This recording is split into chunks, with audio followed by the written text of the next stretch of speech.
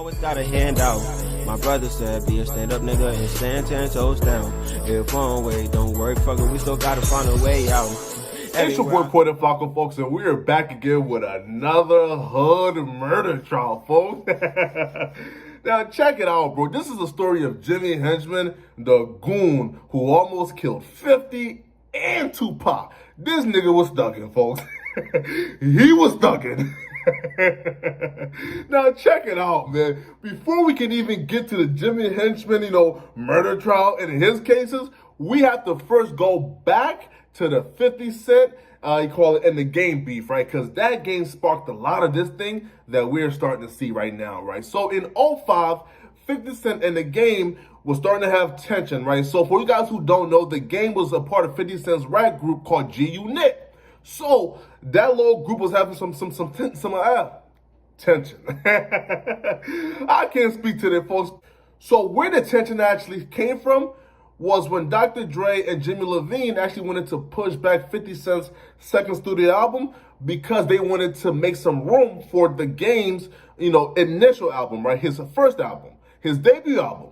And 50 Cent like, well, hold up now, bro, I'm the star. What the fuck? I'm the star. So Game got with for 50 Cent not wanting to push back his album, and some friction started, right? The friction got so deep that even in the Hater 11 video, again, we all know that song is a hood anthem, feel me? And hater love me, hater on stop. I'm gonna shine to my stop. All right, MVP. We all know that song. So in that song, right, 50 and the game tension was so peaking, right? That 50 ain't even want to sit up front with the game. 50 said you wanted to sit in the back. Eventually the beef spoiled over, right? When 50 Cent and the game got into it because 50 Cent went on live radio later in 2005 and said, yo, the game is no longer a part of G-Unit. The game heard that and said, what? You just a mule? Nigga, I'm the big blood. I'm the one that got the shit tatted on my cheek, nigga. I got nothing to lose. So the game pulled up with the goons, folks. He put up with a few goons and a security guard to barge into the radio station that 50 was at, dissing him. Woo! And security ultimately shot the game's affiliate. So that right there was when blood was first drawn and things escalated, folks. Things was escalating, man, all right? So as things escalated, the game, however, recruited Jimmie Henchman because Jimmie Henchman was an authority, was a muscle in New York, right? And Game being from LA thought, damn, bro, if I'm gonna be beefing with 50 in New York, I have to have a New York guy who's, just a street credible. So the game recruited Jimmie Henchman as a manager. And that's where the whole campaign of GU Not started from, right? So the game dropped a diss track called 300 Bars, aka GU Not. That was, again, a symbolic diss track for where all this beef will eventually lead to, right? So in that diss track, and he coined the term GU Not. So later on, in 06, Jimmie Henchman, the newly found, the game's manager, had a son, right? The son was wearing a GU Not shirt going into the record label's office for an internship. While on his way to the internship, Tony Yayo and Lodi Mac jumped Jimmie Henchman's son. They gave that little nigga the beats, folks. I'm talking about, they whooped that little nigga ass, man. And they whooped his ass because he had on that GU Not gear. Man, bro, I'm talking about, bro, they give this nigga the beats of the century. They whooped his ass so bad, bro. You listen, man, Tony Yayo pled guilty to endangerment of a child and did 9 days in prison, while Lodi Mac, who gave the majority of the beats, he did 9 months in prison for that beef, bro. He did 9 months in prison for beating that little kid's ass, bro. That nigga ain't play, bro. He whooped that kid like he stole something, bro. He whooped that kid like he was the stepdad. That kid was the redheaded stepson. That nigga wasn't playing no games, bro. God damn, man. God damn, folks. Just think about a beating that's brutal. My God. So Lodi Mac did 9 months in prison. And when he came out, some of his affiliates lured him to a particular spot. When they lured him to a particular spot, Lodi Mac was actually going to be accompanied by 50 Cent, but 50 got stuck in a meeting and couldn't make it, right? So he got a call to come to a particular spot. It's unclear what the reason was. Once Lodi Mac got there, and he was shot 5 times in the back by a gun that had a silencer on it. Pay very close attention. That silencer is a very important detail. The gun had a silencer on it. So when he was shot, he later on passed away.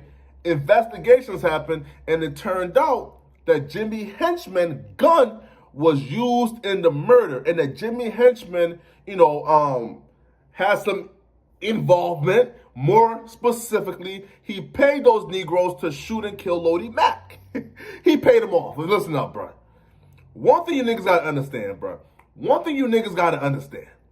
You do not involve Negroes in your crime. A nigga is telling the second a white man enter that room, bro.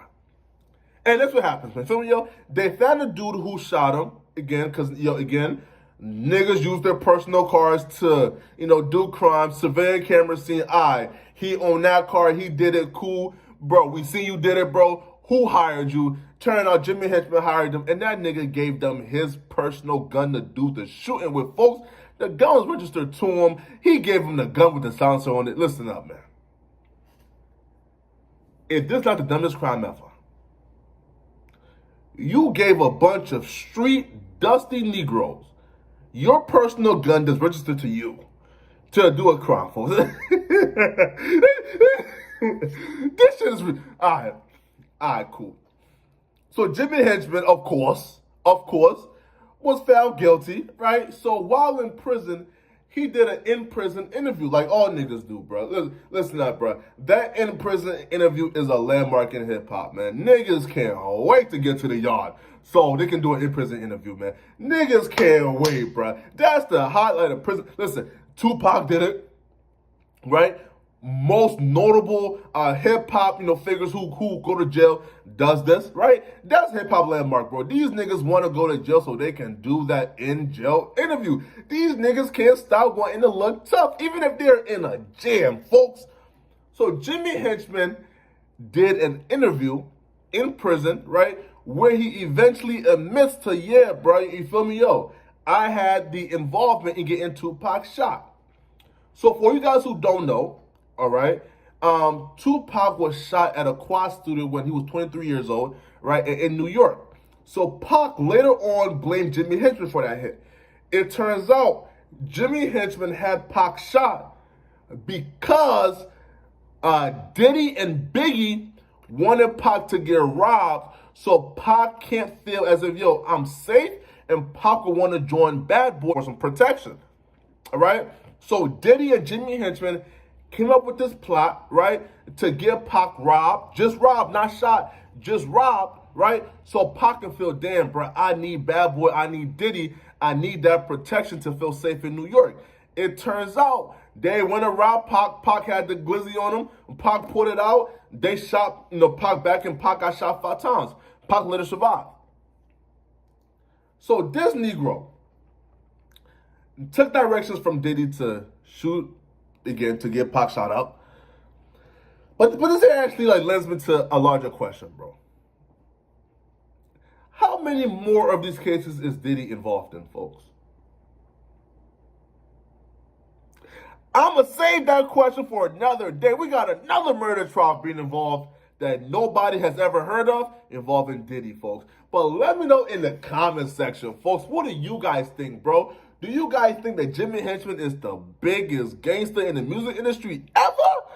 Or do you think Jimmie Henchman is pussy, folks? Let me know in the comment section, man. I'm not a street nigga, so I'm not qualified to even answer that question, man. Let me know in the comment section, folks. It's your boy, Poetic Flocka, man. Also, bro, click the Discord link in the chat, man. I'm trying to get to 5,000 subs by June, yo. So please, folks, please, click the sub button. Give me the 5,000 subs in June, man. It's your boy, Poetic Flocka. I'm out of here, folks. Always got a handout. My brother said, be a stand-up nigga and stand 10 toes down. If one way don't work, fuck it, we still gotta find a way out. Everywhere I